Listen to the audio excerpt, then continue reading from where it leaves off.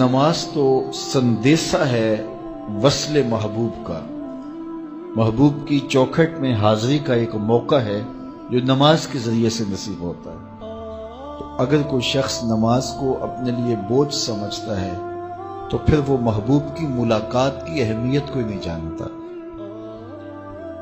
نماز کے لیے جب اذان پکاری جائے تو بندے کو خوشی، فرحت اور مسرت ہونی چاہیے کہ میں اب رب کے حضور حاضر ہوں گا، نہ یہ کہ وہ گھڑی پہ نظر ڈال کے کہے کہ ابھی تو آئے ہیں پھر دوبارہ اذان شروع ہو گئی، تو پھر اس کو شوق نہیں ہے مالک کے حضور حاضر ہونے کا۔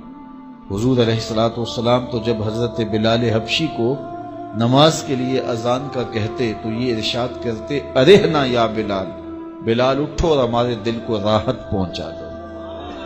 ارحنا یا بلال، بلال ہمارے قلب کو، ہمارے دل کو راحت پہنچا دو۔ تو یہ حضور کے قلب کی راحت، تسکین اور قرار کا سبب ہے۔ آقا کریم علیہ الصلوۃ والسلام نے معراج کی شب جہاں بہت سارے لوگوں کو عذابوں میں مبتلا دیکھا تو ایک شخص کو دیکھا، رجل مغیب فی نور العرش، کہ وہ عرش کے نور میں غائب تھا، اس کے اطراف میں نور ہی نور تھا اور وہ نور میں ڈوبا ہوا تھا۔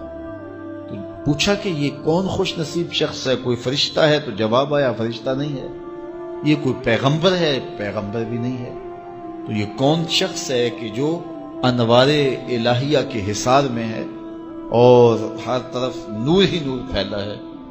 تو جواب ملا کہ آپ کی امت کا یہ وہ فرد ہے جس میں 3 خوبیاں تھیں۔ پہلی خوبی تو یہ کہ اس کی زبان اللہ کے ذکر سے تر رہتی تھی، اور دوسری خوبی اس میں یہ تھی وَقَلْبُهُ مُعَلَّقٌ بِالْمَسَاجِدِ، اور اس کا دل مسجدوں کے ساتھ لٹکا ہوا تھا، مسجدوں کے ساتھ دل بستگی تھی سے۔ فرمایا کچھ لوگ ہوتے ہیں کہ وہ مسجدوں کی میخیں ہوتی ہیں، جس طرح وہ کیل لکڑی میں ٹھک جاتا ہے تو یہ بھی مسجدوں میں ٹھکے رہتے ہیں، جب بھی ڈھونڈو گے مسجد سے ملیں گے۔ فرمایا کبھی یہ لوگ بیمار پڑ جائیں اور مسجد میں حاضر نہ ہو سکیں تو اللہ کے کچھ فرشتے ہیں جو ان کی عیادت کرنے کے لیے ان کے گھروں میں جاتے ہیں۔ تو مسجدوں کی حاضری، مسجدوں کی تعمیر میں دلچسپی، مسجدوں کی آباد کاری کے لیے کوشش، مسجدوں کی صفائی ستھرائی کا اہتمام و التزام، مسجد کی تعمیرات کے مراحل میں دن رات ان سے وابستہ رہنا، یہ خوش نصیب لوگوں کا مقصود ہے۔ فرمایا کہ اللہ کے گھر وہی تعمیر کرتے ہیں جو اللہ اور پچھلے دن پر ایمان لاتے ہیں۔ تو مسجدوں کی تعمیر یقیناً اللہ جل شانہ کی خاص رضا نصیب کرتی ہے۔ ایک روایت میں آتا ہے جس نے تتر کے گھونسلے کے برابر مسجد کی تعمیر کی، فرمایا اللہ جنت میں اس کا محل بنا رہا ہے، اللہ اس کا محل تعمیر کرے گا، اس کو محل عطا کرے گا۔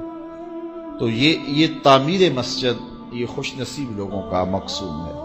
تو مسجدوں کی آبادی اور مسجدوں میں وابستہ رہنا اور دل بستہ ہونا مساجد کے ساتھ، یہ خوش نصیب لوگوں کا مقصود ہے۔ تو بدبخت لوگوں کو یہ سعادت نصیب نہیں ہوتی۔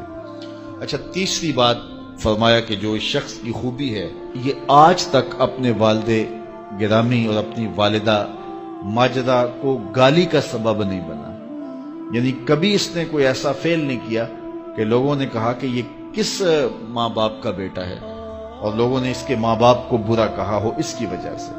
تو یہ 3 خوبیاں اس شخص کے اندر پائی جاتی ہیں، اور آج یہ اللہ کے عرش کے نور کے سائے میں اپنے آپ کو کھڑا ہوا پا رہا ہے۔